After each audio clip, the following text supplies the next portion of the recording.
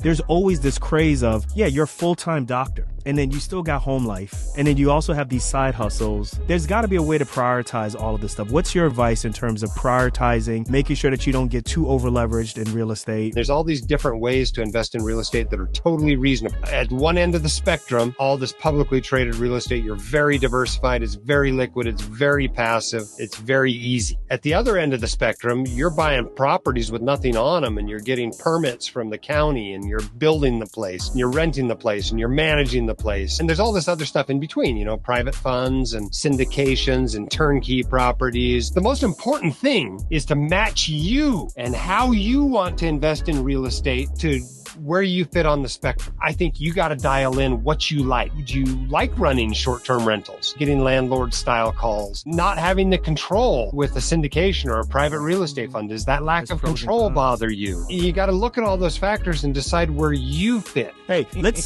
do a little quick change real quick, because I want to talk about some of the current policy impacts on student loans, because there's some changes that are being proposed. If I was a med student right now, or if I was a resident, I'd be a little bit nervous as to what decisions to make and so forth. So there's proposals to possibly end PSLF, possibly proposals to put caps on loan forgiveness. Man, what a time. You have no idea. This changes like literally weekly. I mean, a few years ago, I found this so hard to answer these questions coming in from regular listeners and readers on my blog that we actually started a company. Yes, I saw that. Advice.com, because I'm like, I cannot answer your question in a 30-second email response. You need an hour with an expert in a spreadsheet. And so we hired somebody who actually made this his career. This fellow by the name of Andrew Paulson, who runs this for us. And that's what he does. He meets with literally hundreds of docs every year and helps them walk through this stuff. And so he just sent me a message yesterday. This is literally yesterday. I got this at 12:43 p.m. yesterday. He's like, hey, a couple of big things come down the student loan pipeline that you ought to be aware of and then talking to people about. This is just stuff that happened this weekend before we were. Right. This is crazy. Right. I don't know when your podcast goes live. This will change. I might be out of date by then. But anyway, let me give you the updates that he said you got to know about this, because people are going to be talking about it. Here's the first one. The SAVE plan has been, it's been about dead for the last few months, and it's even closer to being nearly dead now. SAVE is going away. It was too generous. It really was a nice program for borrowers. I can't express how nice this would have been for doctors, indebted doctors, to have access to for decades. But as a taxpayer, I go, man, that's awfully nice for doctors. No surprise, this one's going away. It was an IDR program where basically your loans no longer went up in value in residency, even though you basically weren't making payments on them. So that thing's going away. What most people are probably going to end up in is the new IBR program. Okay, income-based about that. So repay, pay, save, probably all gone. They were all, it's interesting. You got to think about this stuff from the perspective of how did it get put in place? Did it get put in place by executive fiat or by an act of Congress? And if it went through an act of Congress, it's much more likely to be long-term. Okay, so IBR went through an act of Congress. And that's why that's probably what we're reverting to. All the other stuff was, that was an executive action. PSLF also went through an act of Congress. So it takes an act of Congress to get rid of PSLF. President Trump can't just sign a paper and PSLF is gone. That's not how it works. Right. And so I think that's an important thing to recognize. So that's the SAVE's probably dead. But if they're talking about it, that particularly with PSLF being the major thing that a lot of residents are relying on, even attendings are relying on, it's just it's scary to be hearing that. Wait, you're talking about this? Like I've already started PSLF. I'm 2 years in, or I'm 3 years in. Like, so what does this mean in terms of which residency, or excuse me, what job am I going to take? Can I take it at a for-profit hospital, which most people probably aren't even thinking about? But these are things. Should I go into locums? That's a big scary thing too. If you go into locums, you are out of this, right? So yeah, I'm sorry, but I cut you off. Go ahead. Here's the deal with PSLF, right? I would act as though it's going to happen. As if it's going to work, because it does work. Lots and lots and lots and lots of doctors have had $200,000, $300,000, $400,000 forgiven. via PSLF. It's in your promissory note. You have a contract with the government for PSLF. I think anybody already in the program is going to be grandfathered into any changes that take place. So I would not panic and bail out of PSLF because people talk about it going away. It has not gone away. It is still there. You might be using a different IDR program to make your payments, but PSLF is still there. And assuming that is your student loan plan, I would stick with it until 100% for sure it's gone. Mm-hmm. And if you're really worried about it going away, I'm actually not that worried about it going away for people who are already in the program. If you're worried about it, what you should do is you should save up what I call a PSLF side fund, right? This is money this is money you would be using to pay off your student loans quickly. You know, I tell people live like a resident for 2 or 3 years after you finish residency, pay off your student loans. You know, so you're sending them $5,000, $10,000 a month payments to your student loans. Yeah, I remember those days. Yeah. There was something we got up to 20K. Yeah. Instead of sending them to your lender, put them in your investing account. Yeah. And then if something happens to PSLF or your career plans change, take it out of that investing account and pay off. Hold on. I got to say, with the way how the stock market is going too, Jim, hold on a second. Come on now. Maybe not all of it. Are we sure about this? Maybe not all of it. Put it in stocks, put it in the money market fund, whatever. But the point is you have the money, you're earning interest on it. And if your plans change, you're not behind. You've still got that money you can put toward the student loans. That's my thoughts on PSLF. We don't think that's going away for those at least who are currently in the program. And for everybody else, the only way to make it go away is an act of Congress. Mm-hmm. Okay, so that means the president's got to sign it. It's got to pass the House of Representatives, and it's got to pass the Senate with a filibuster-proof majority, right? That's 60 senators. Well, a lot of the Republicans will vote to get rid of it, but count the Democrats that'll vote to get rid of it. And I bet you can't come up with enough of them. How good is Cory Booker's bladder? You know, how good is Cory Booker's bladder? Cory Booker's bladder. How long can he filibuster? I mean, you know, I'm shocked he didn't go full blown Foley. You know he released his Whoop? You know that ring Whoop or the that workout thing? You know what I'm talking about? No, I know he talked for like 25 hours or something, but I didn't know what he was talking about. Is that what he was talking about? No. So he was filibustering. I forgot what he was filibustering, but deportation. Got up there to give a protest speech, didn't he?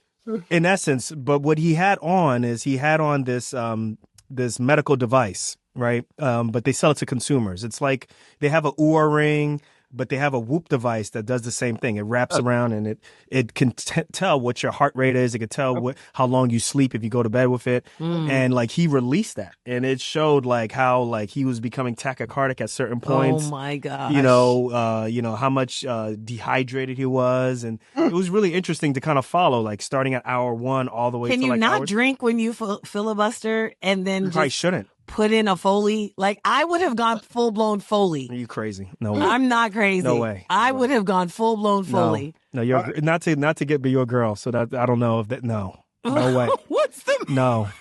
It's 25 hours. Wild. I mean, I've spoken for 3 or 4 hours before. Been up on a stage in front of people. You're exhausted after that. I can't imagine for 15 or 24 hours. You gotta really care, I guess. But okay. So a couple other changes people should know about student loans. One is that you're going to be people haven't been able to even apply for the IDR programs for the last few months. Well, you're going to be able to soon start being able to apply for those again. May 10th, I think, is when it goes. So you can start applying for those programs again. So that's good.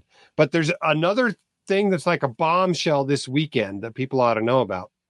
There are a bunch of people that used to be, filing their taxes, married filing separately to try to get some advantages with their student loans, right? Because you basically, if you were married to an attending, you were trying to show that you had this really low resident income. Right. Well, this change that's happening now is that they're going to count your spousal income.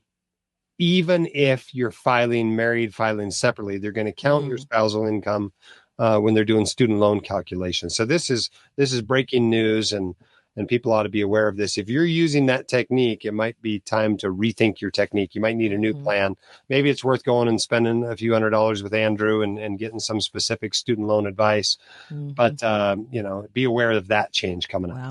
Is this all mainly because is it trying to increase revenue, or like what is the? This is pushback from the conservative side of the political spectrum, right? Basically, all these people that are like, I didn't go to college because I didn't have the money, or I paid my student loans back because I borrowed the money and feel like I should have paid it back.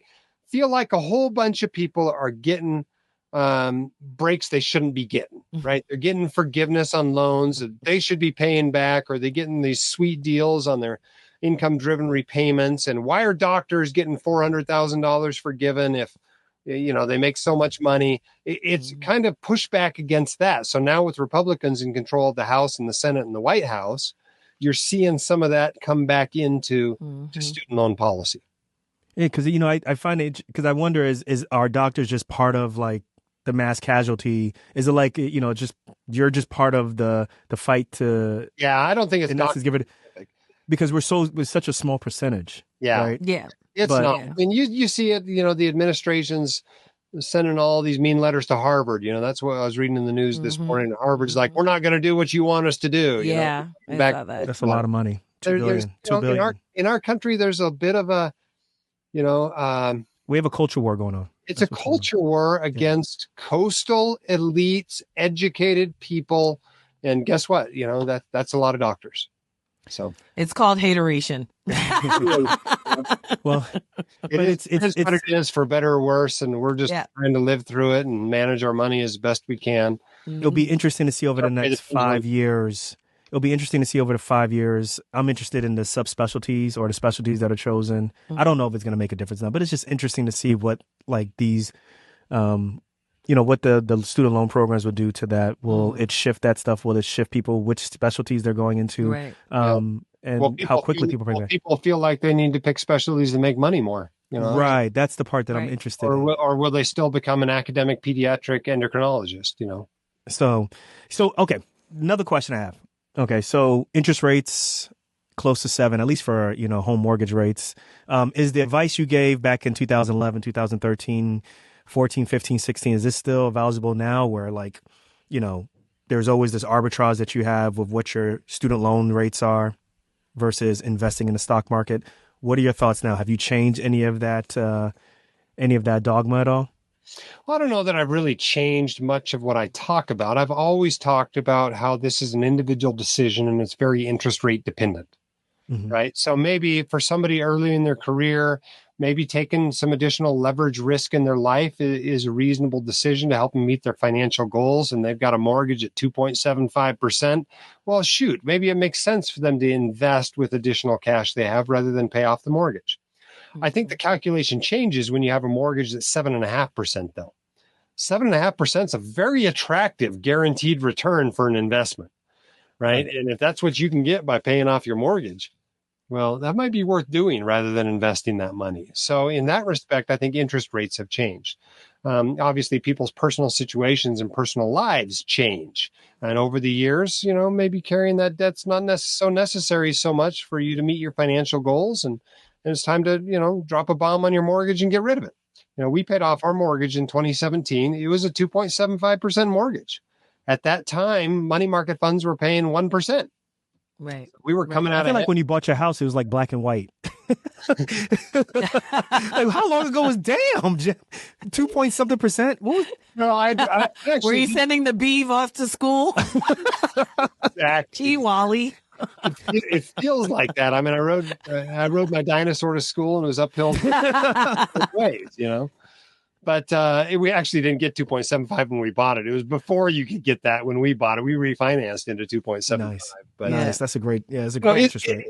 It's if you've got, people don't even want to move now that have those sorts of interest rates. They're like, I can't move. I can't afford the new mortgage, And so, as the years go by, people are going to have higher interest rates for sure. Eventually, those mortgages either get paid off or people move or they refinance them or whatever. But for those who have them, man, it makes a lot of sense to borrow money at 3% and make 4% in a money market fund, or maybe make 7 or 8 or 9% in the market.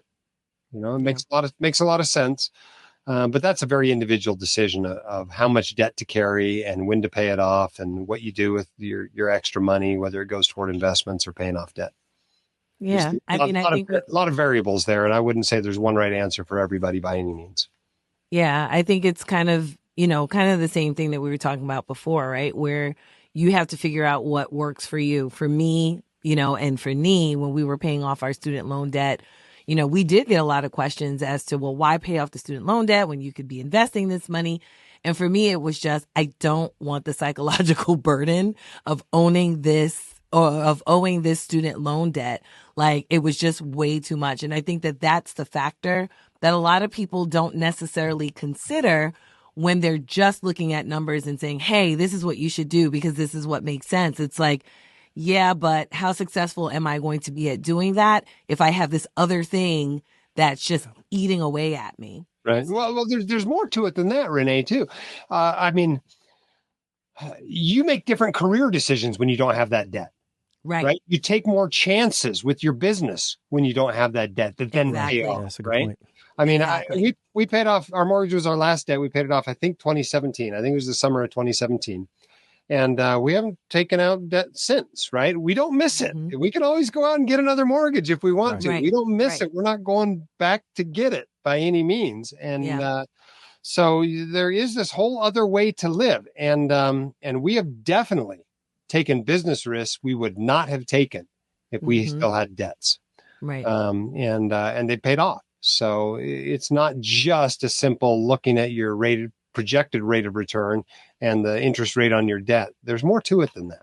Yeah, that's that gray zone. That's that gray zone of how you live, of who you are, like what your ethos is. That when you look back in 20 years, you're like, oh man, like this is the decision that we had to make. Like part of the decision that we made, one of the decisions we made was to leave our employee job while she was pregnant and to start doing locums. But 90% of that was based off of we had paid off the student loan debt. Yeah, we're very close to several months before that. So we just said, look, you felt empowered to make that decision. Right. The finances you had flexibility that you didn't have before. So. But how do I put that in a spreadsheet to somebody else and say, well, this is why financially it made sense to us? It was just like, yeah, why would you leave your job when your wife is pregnant? Right? Like that's nuts, Well, I view this, you ask it as a simple question. That's how it usually gets asked. But I view this as probably the second most complicated thing in personal finance. I think the first one is whether you make Roth or tax deferred contributions. Right. But the second most complicated one